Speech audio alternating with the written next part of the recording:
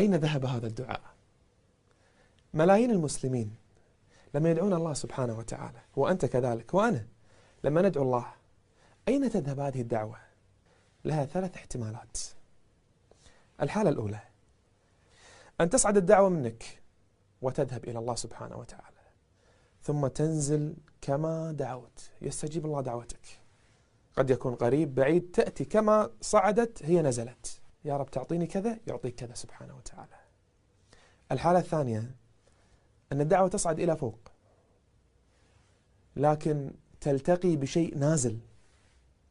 هناك بلاء كان الله قدره على العبد ليحل به، مشكلة، مرض، فقر، حادث، أيا كان، لكن لما كان في طريق النزول لإصابة العبد لقي هذه الدعوة صاعدة، فيظلان يتصارعان ويعتلجان إلى يوم القيامة. وأنت تتساءل وين الدعوة اللي دعوتها ربي؟ ما رأيتها.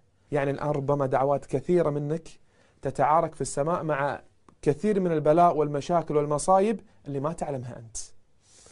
فلا الدعوة استجيبت لكن في نفس الوقت ولا البلاء نزل عليك. الحالة الثالثة أن الدعوة تصعد، تذهب، تصل، لكن لا ترجع.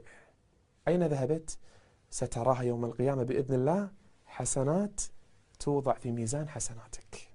تتمنى عندئذ أن دعواتك كلها ما استجيبت لك وكانت حسنات ليثقل بها الميزان يوم القيامة. لما نقول هذا الكلام؟ حتى تطمئن أن ما في دعوة منك ضايعة أبدا، ما في دعاء يضيع.